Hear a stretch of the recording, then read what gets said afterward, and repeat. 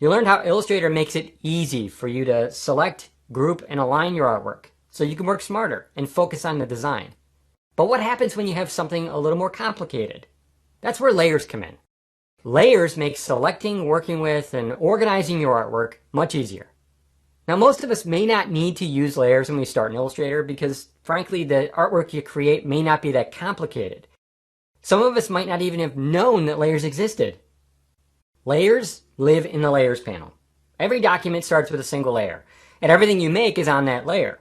If you look in the Layers panel, you might just see the layer there. But when you expand the layer, you can see everything in the document now listed. Everything is named in the panel. For example, you can tell this is a group because it would say group. This is a rectangle, and so on. It's all stacked from top to bottom. Looking in the Layers panel, in this case, is like looking at the poster tilted. You can see how everything is layered. In the orientation series, we covered how to arrange and group content in your project using menu commands. What we didn't show you is that these actions are reflected in the Layers panel. For example, if I hide this artwork, I can see that reflected in the Layers panel. Notice there's no eye icon. That means it's hidden. Now suppose we want to show it again. You can use the menu commands, or you can just use the Layers panel. Click where the eye icon was and the artwork is back. If you need to select certain content but still need to see everything, in the Layers panel, you can temporarily lock whatever you're not working on so you don't accidentally move it, like these background shapes. Now what happens if you need to select a bunch of the same objects often, like these letters? You could group all the letters together, but that would make it harder to select and edit each. You can make a brand new layer, like this, maybe to put all the letters on, and give it a name like text, so you can keep track of everything. For each new layer you make, naming them something that makes sense to you is a best practice. If you already have design content in your document, like those letters, you can drag content from one layer to another in the panel so you can put it on that new layer. That way you can easily hide, block, and select the whole layer and everything on it. To finish up, I'll make a new layer, rename it Background, and put the background shapes on it. Now notice how the content is not in the right order out in the design. The hand illustrations are underneath everything else when they should be on top. The order of the layers in the Layers panel determines the ordering of content in the document. So we drag them into an ordering that makes sense in the Layers panel. First, you can collapse all the layers to make them easier to move. Then we drag to order them like this. Okay, so what did you learn? All content lives on a layer. Layers live in the Layers panel, and they can give you complete control over organizing, selecting, and arranging content. Naming layers is a best practice. That makes it easier to find things later. Now it's your turn. Start this tutorial with step-by-step instructions to practice taking organization and selections to the next level with layers.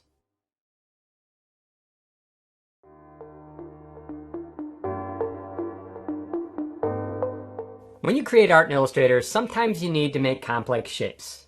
Take this artwork for example. You could draw this shape from scratch with the drawing tools, or even start with simpler shapes and combine them. But making a freeform shape like this can be really tedious. A better way would be to make a simpler shape. But now we have the problem of the green liquid outside of the beaker. Well, you can. Let's see how you'd hide the green liquid outside of the beaker shape. We want the liquid to stop around here. So we'll move our liquid shape into place. Now I'll select both shapes and choose Object, Clipping Mask, Make. Watch what happens. The green outside of the beaker is now gone. But it's not deleted, it's just hidden. So what's happening here? With the selection tool, you can double-click on this artwork to enter isolation mode. If I click on the liquid, you can see the whole shape is still there. The shape on top, the beaker shape, is hiding parts of the green liquid shape.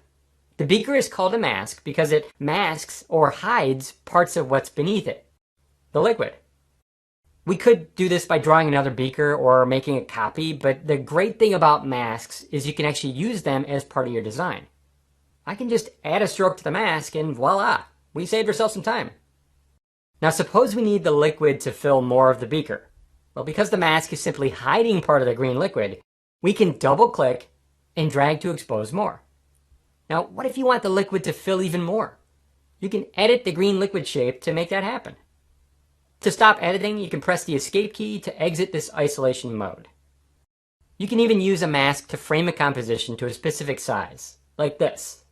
If we want to create another Polaroid, we can make a shape on top of our scene, make a clipping mask, and then drag it into place. Okay, let's recap.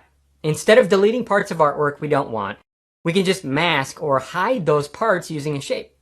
Any part of the content outside the mask is hidden, and you can make any changes you want to either easily.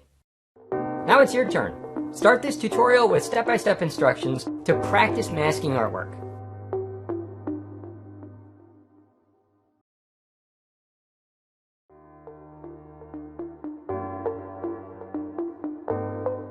In the last tutorial of the digital illustration series, we explored how to quickly and easily recolor an illustration using the powerful recolor artwork feature. In this tutorial, you'll take recolor artwork to the next level and explore other ways to use it to create multiple looks for a poster. But before you jump into the tutorial, let's explore recolor artwork further. Using the previous artwork from the illustration series here, you saw how recoloring any of this artwork by hand takes way too much time.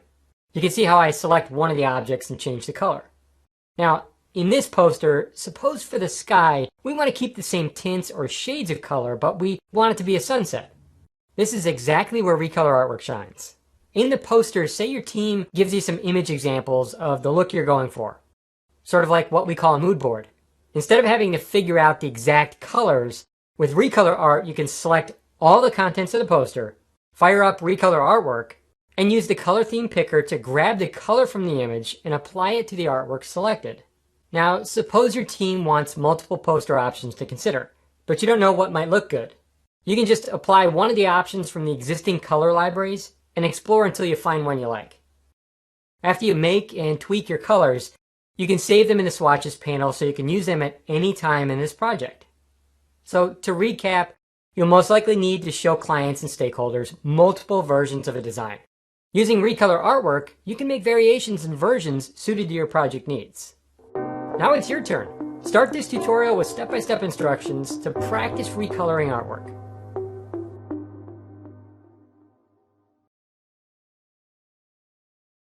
The Puppet Warp tool lets you twist and distort artwork without having to even select individual objects. Let's take a look at our project and see how we can use it. I'll zoom into this part. I want this woman to look like she's going faster on her bike, kind of like this. We'll start by warping the scarf. It might actually look better if it had some movement because she's kind of riding into the wind. Now to do that, we're going to twist and distort using the Puppet Warp tool. Go ahead and select all the artwork for the woman. You don't really need to select the bike. Now to warp the scarf, you need the Puppet Warp tool, and you won't find it in the default toolbar. So to find it, you can show a more advanced toolbar. Choose Window, Toolbars, Advanced. Now the Puppet Warp tool lives under the Free Transform tool over here in the toolbar. Go ahead and select it. With the tool selected, notice the circles that Illustrator added to your artwork. Those are called pins. They're where you can control the warp. Illustrator automatically adds those, so you can move, rotate, or pin parts of artwork to even keep it still. You'll also see a mesh that covers the artwork. Now you can leave this on, but I find it easier if you turn it off. You can turn it off over here in the Properties panel by deselecting this mesh option. Okay, let's get to warping. Come out to the artwork and move the pointer into the middle of the scarf here. Now when you see a plus next to the pointer, click and you'll add a pin. If you drag that pin, you can see the effect it's having on the artwork, especially the scarf here. Now the other pins in the artwork, like the one in her hair, they keep that artwork in place. They keep it pinned. But notice how her back is moving a little bit. You can set a pin there to keep it still. So click to add one here, roughly around her shoulder. Then try moving the scarf pin again. Now you can also rotate artwork using these pins. With this pin still selected, you'll see a dashed circle around it. Move the pointer over that circle and drag. I think that looks pretty good. Now the scarf has some movement to it. So if we're going to rotate her head, think of where the pivot point for that might be. I'm thinking probably here at the neck. Click to add a new pin. Now I want to rotate this pin, which would rotate the head, but the problem is if I do that, watch, it's going to look weird because we already have a pin in the head. To rotate the head freely, we need to remove all pins. So I will undo what I just did. Select any pins in the head here and press Delete or Backspace to remove them. Now you can select that pin again at the neck and try rotating it. That's better. Okay, her torso needs to be a little more horizontal. So we'll move the pin you added at her shoulders. But before you move it, if you move it, you're going to see that only that one moves and the rest are going to stay still. The hands on the bike and her hips shouldn't really move. So there need to be pins there. Now I've got a pin here at the elbow, and if you do too, let's remove it. So select it and delete it. And then add a pin somewhere down here near her wrist or forearm. That's going to keep that area still. Now I've got a pin here in the lower back. If you don't have one, go ahead and add one. We need to move the head, body, and scarf down. You can drag these pins one at a time, but it'll be faster if you drag them all at once. So to select multiple pins, you can press the Shift key and click on all of them. Now you can drag one of them down. That looks pretty good. I don't want to crush the artwork too much here. There we go, a little adjusting here. Once I think it looks good, now the head will need to get rotated again. She's looking down. She needs to kind of look straight ahead. So go to the neck pin and rotate the head, and there it is. Add more pins, rotate, try different things. If you look to the right in the asset file, there are actually a few examples of practice artwork, and what I wound up with to the right there, the final. And if you want to see how I did it, you can select the final artwork and then select the Puppet Warp tool and you can see the pins. You'll assemble this rocket and explore transformations like flipping, shearing, and rotating to bring it to life. Let's start with this flame shape you see here. I'll zoom in a little. It's only half drawn, and it needs to be copied and then flipped to create that second half. So select this flame shape with the selection tool to start. To make a copy, choose Edit Copy. And then to put a copy right on top of it, choose Edit, Paste in Place.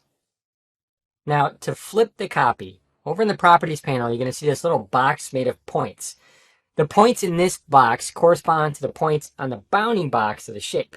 That means the flame shape will flip across the center of the shape right now because this little point is selected. Select the bottom center point of this little box. That'll tell Illustrator to flip across the same point on the artwork. Then, to flip it, click the Flip Vertically button here. Okay, now you rotate both of these shapes and add them to the rocket. So to select them, just drag across them. To rotate them, just move the pointer off any corner on the box, and when rotate arrows appear, just drag to rotate it. Now as you're dragging it, press the Shift key to rotate it in 45-degree increments. When it looks like this, release the mouse button and then the key. With those finished, you can now drag those flame shapes to the bottom of the rocket here. Now unfortunately, they're on top and they need to be behind the orange flame. So to do that, choose Object, Arrange, Send to Back. Okay, with that done, this group of rocket shapes is now only half drawn, and it needs to be copied and reflected to create a whole rocket. Now you could use the same method. You can go practice and try that. But let's use one that's faster. Select the rocket group. So choose Object, Repeat, Mirror. That's it. Illustrator copies and flips the original art to make the other half. Now, if you wanted to move it, maybe make space between them, you could do so with this handle. All right, press the Escape key to exit this isolation mode you entered, and then you can edit the other content. Now you'll turn this circle here into a series of windows on the rocket. You'll drag it onto the rocket and you'll make a few evenly spaced copies. So go ahead and drag the little circle onto the rocket right about here, and I'll zoom in a little bit. Now you'll make a copy by dragging. So press Option or Alt and drag the circle to the right. When it's about in the middle of the rocket, release the mouse button and then the key to make a copy. Now, to make a third copy, we don't have to do that again. You can have Illustrator repeat what you just did using the Transform Again command. So choose Object, Transform, Transform Again. Now the final step is to take these lighter blue rectangles and make them look like a reflection in this window. Kind of like this. So select these shapes. Then to select the Shear tool, press and hold on the Rotate tool and select it. Now the idea here is to drag, in this case, horizontally across the shape to shear it. So move the pointer over here and drag to the right. Now you can drag and reshape it in a lot of different ways, but to keep it the same height, Press the Shift key as you drag. When it looks something like this, release the mouse button and then the key. All right, let's get this on the rocket. So with the selection tool, drag across the window shapes to select them, then drag them into the center of the rocket here. Now, so you can see everything, choose View, Fit All in Window.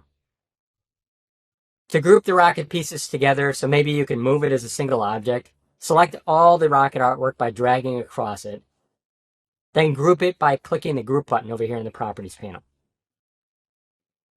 Get some practice by trying to finish this old television set. It's off to the right in the asset. Zoom into it and try doing things like rotating the antenna, duplicating and repeating these lines and buttons, and copying and flipping the leg. In this Illustrator tutorial, you'll create the bird you see here to finish the label for a brewery by tracing and drawing parts of this image. Now to get started, you're going to trace the image here to turn it into shapes you can then edit. So with the selection tool, select the image. To zoom in, press Command and plus on Mac OS or Control and plus on Windows a few times.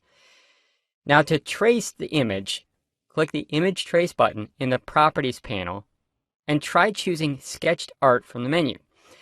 The image is traced in black and white, and any white is ignored. Now to clean it up, in order to edit the bird shapes, you need to commit to the tracing. So click Expand in the Properties panel. Now it's a group of objects that you can clean up. First, you'll erase what you don't need. So select the Eraser tool and come out to the artwork. Press and drag across parts of the bird like the branch and the bill up here. We're going to redraw the bill and the eye. Don't worry about removing too much. You can either choose Edit, Undo Eraser, or add it back in shortly. With the eraser, release the mouse button often so you can easily undo smaller amounts if you need. That looks good.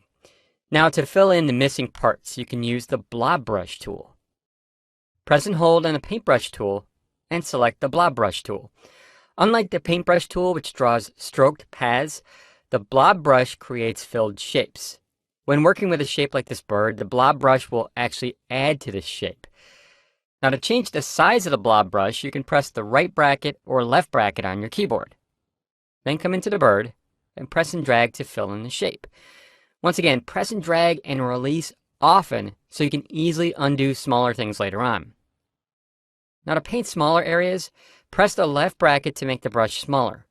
Make sure to paint in some of the feet here, and you might want to zoom in a little bit. Now you'll smooth the edges of the shape with the Simplify command because tracing can make it pretty rough. So select the Selection tool and click the bird to select it. Then choose Object, Path, Simplify.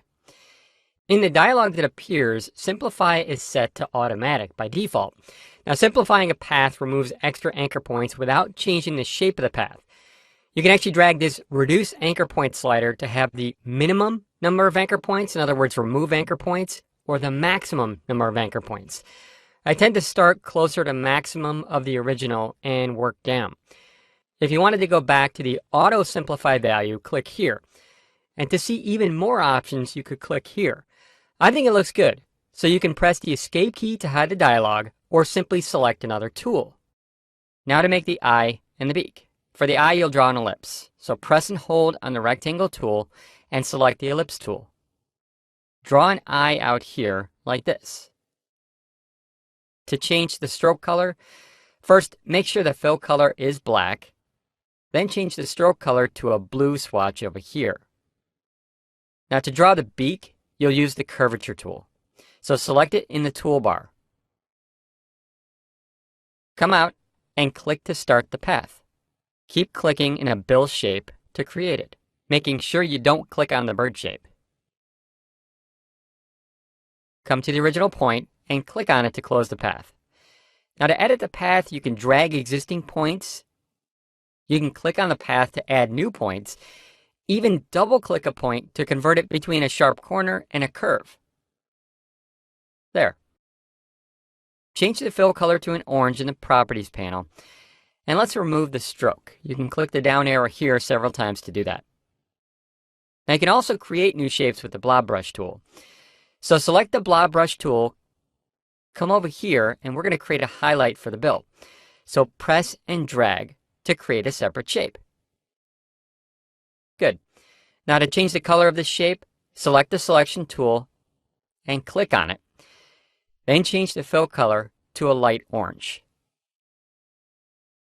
Drag the shape onto the bill and we've got the bird just about finished. Now to keep the parts of the bird together, you'll group it.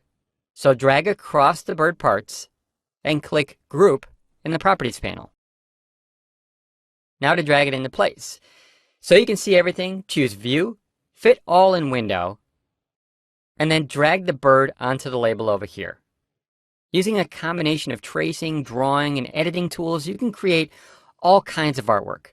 Try tracing an image of your own and see what you can create. Using the paintbrush and pencil tools, you draw a path like you would with an actual paintbrush or a pencil. With the other drawing tools like the curvature and pen tools, you draw paths by making points. Let's explore the pencil and the paintbrush tools by finishing this butterfly. Now, both tools let you draw paths the same way, but with the paintbrush tool, you can change the appearance of your paths by selecting or creating a brush even before you draw. With the paintbrush tool selected, click the brush menu in the Properties panel over here and select a brush you like. Now, to change how the tool works, I usually set at least one tool option to start. Double-click the tool. To make the paths smoother you draw, and so they have fewer points, drag this fidelity slider all the way to the right.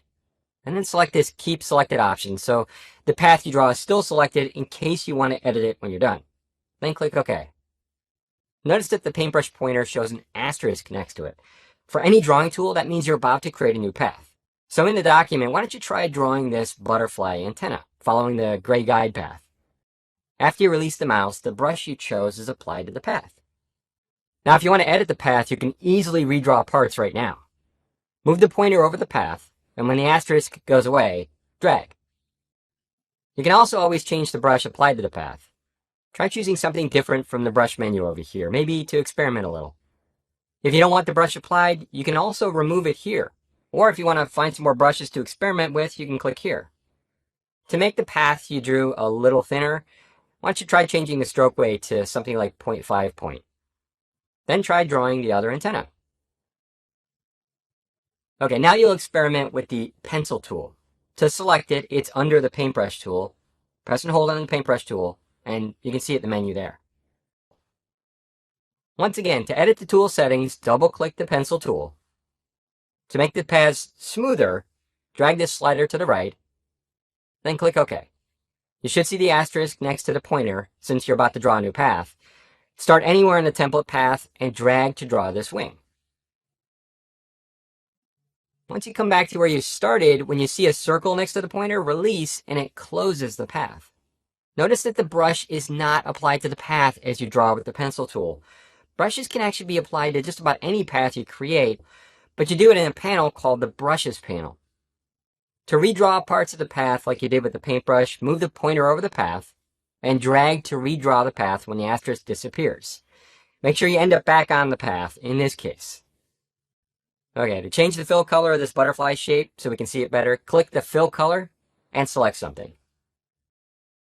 To make the inner part you see here, you'll copy your wing. So choose Edit, Copy, and then Edit, Paste in Place. To make it smaller, with the selection tool, shift drag the copy from the side. You might want to change the color of it then. I chose a lighter salmon pink. And so that you can still see the template underneath, let's hide both of the shapes we just made. So with the selection tool, drag across them and choose Object, Hide, Selection. Now you'll draw these paths here. You'll make a few of them straight lines. Select the pencil tool, and to set their color first, change the stroke color to this salmon pink color. And make the stroke weight a little thicker.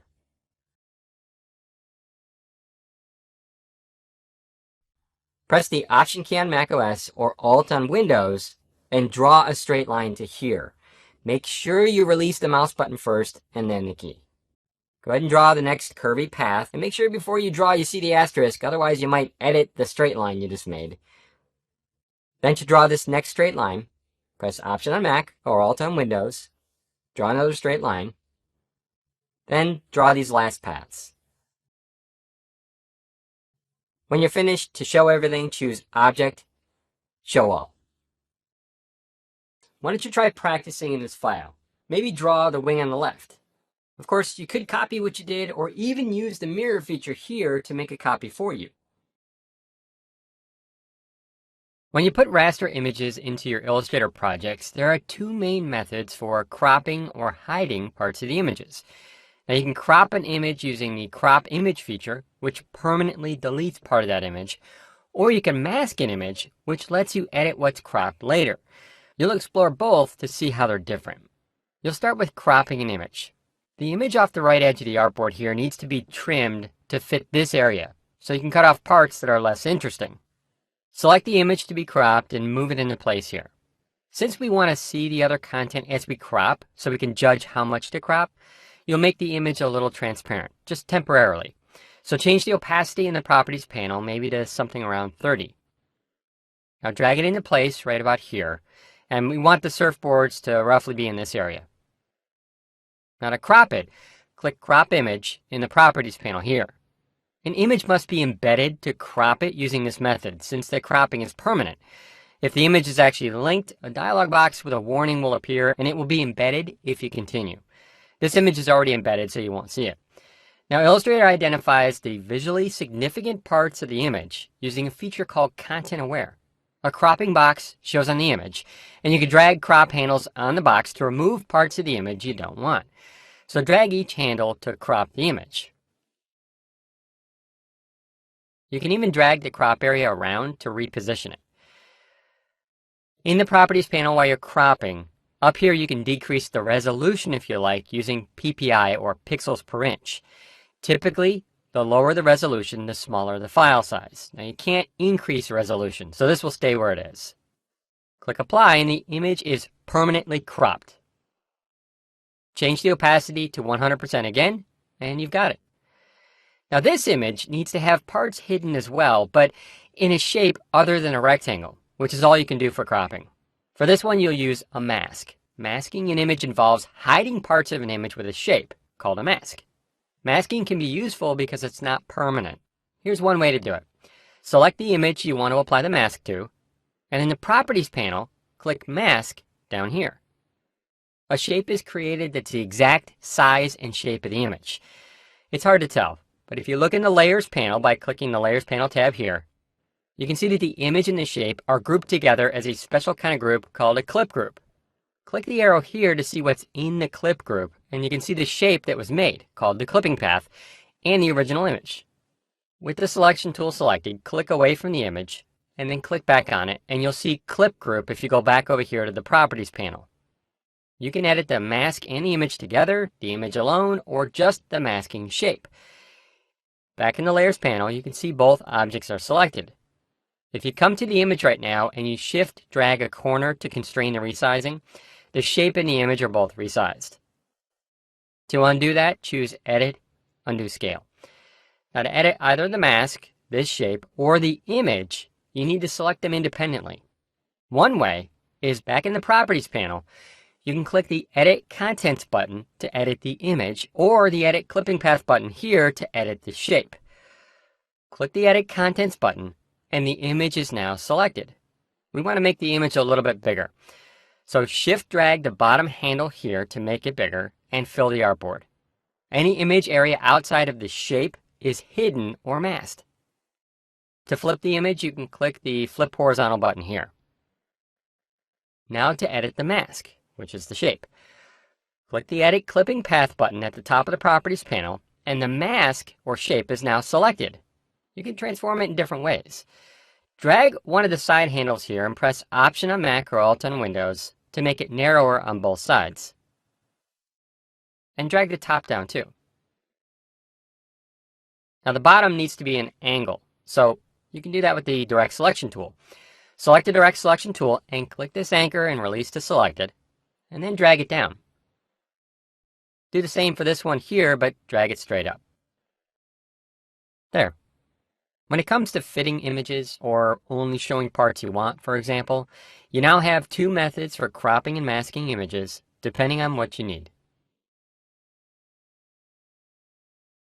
Before we jump into tints, let's start by making a color, and we're going to explore global colors. Now, these are a faster way of changing color everywhere. Let's make a color and save it. So select this shape, and we'll use the color picker over here to grab a quick color. So double click on the fill down here at the bottom of the toolbar, and then click to sample some kind of color, like a blue. Now, if you want to be more precise, you can enter values here you get from someone else or somewhere else. Click OK. And this color isn't saved yet, so let's save it as a swatch to be able to reuse it. Come over to the Properties panel and click on the fill, and with the swatches showing, make a new swatch by clicking the New Swatch button down here. In the dialog that opens, give it a name. I'll call mine Icon. And make sure this global option is selected. It should be by default. If you save a color as a global swatch, and you apply it to your artwork, if you then edit the original color, it automatically updates everywhere. All right, click OK to save it, and you'll now see it in the Swatches panel. See that little white triangle in the corner? That means it's a global color. Notice that by default, none of the other swatches are global. All right, apply the color you just made to the fill of these shapes. Now, say you want to edit this color. Come back out here, and with only one of the shapes selected, come to the fill swatch and double click on it. In the dialog, change the color to whatever you want. I'll change mine to an orange to match what's there already. Click OK, and there it is. Everywhere it's applied has been updated. That's the power of a global swatch. Okay, now we'll take that orange color and we're going to make a lighter version of it called a tint. First, select one of these other shapes and apply the orange you just made to it. Now you're going to make a lighter version of the orange. So come here to the color mixer button, and you should see a single slider for tints labeled T. That's what the T stands for, tints. One of the reasons why we made a global swatch, besides the fact that it's cool, is because you'll only see this T slider if you have a global swatch selected. Drag that slider to the left and you'll see the color is actually lighter. I think that looks pretty good. Now you want to save the tint as a swatch so you can use it again. So go ahead and show the swatches again, and to save it, click the New Swatch button down here at the bottom. You should now see a tint swatch in the panel, and if you move your pointer over it, you should see the name of the original color and a tint percentage. Now, if you were to change the original orange global swatch, any tints that are based on that color would also change. So let's try that. Click this shape to select it because it's got the orange fill. And to edit the fill color, click the fill color on the right, and then double click the swatch to edit it. In the dialog box, make sure you select preview so you can see any changes that happen, and just try changing the color a little bit. You can see that the tint you saved that's based on this color also changes. Click OK. If you want to practice, try applying the icon color to one of these shapes, then create a new tint based on it. Up to this point, you've probably used the Shape Builder tool to combine shapes in a few ways.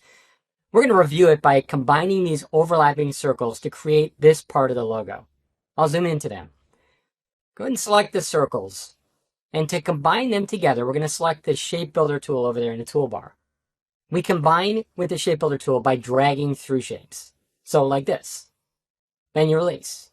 If you want to keep combining, you can drag from the shape you just made to the remaining shapes. Now, we want to get rid of the shapes out here, so what you can do is press Option or Alt, and when you see a minus sign next to the pointer, you can drag through all of those shapes. You release the mouse button and then the key, and now you've got a single shape to work with. Using the Selection tool, go ahead and drag that shape by its edge into the center of this yellow circle. Now, Pathfinders are permanent. With them, you have a lot more ways to combine shapes than you do with the Shape Builder tool.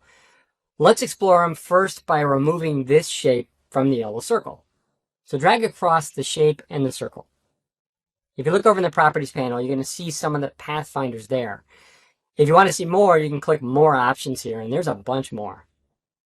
To subtract that shape from the circle, click minus front here, and you do so permanently.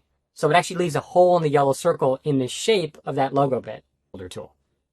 Now we've got some other shapes over here, so I'll move over with the hand tool and then maybe zoom out a little bit. All these shapes need to be combined in different ways to make some headphones you see down here. You'll explore some other Pathfinders to create these headphones from the shapes. Here you'll see two circles and a rectangle in front of them. Now all these shapes are going to become the headband of the headphones. Let's start with the circles. Go ahead and select them by dragging across. To remove where they overlap each other, you'll use the exclude option. So click exclude over here. All right, one step down. Now you're going to use the yellow rectangle to remove the bottom half of the circle. Drag across both of the shapes to select them. Now in this case, the rectangle is in front of the circular shape. So just like the logo shape you did previously, to remove the rectangle from the circle, click minus front. But let's try something different here. Undo that by choosing Edit, Undo Subtract.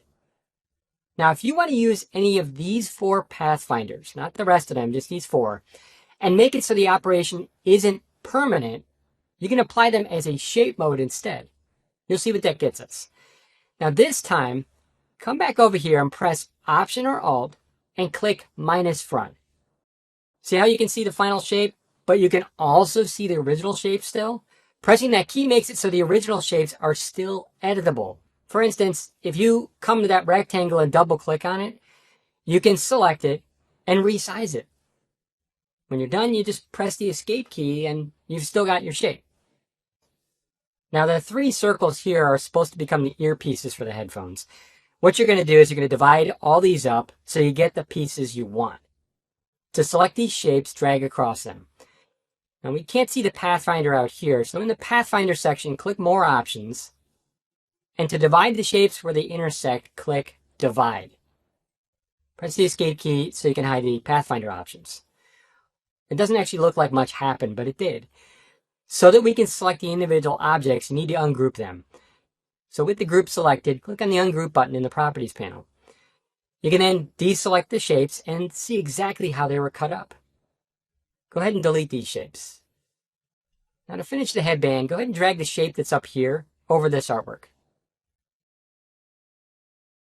You can then drag across all that artwork, and to group it together, click the Group button in the Properties panel. Try experimenting a little bit and create some other shapes and combine them in different ways, maybe to come up with something creative as an alternative for the center of this logo.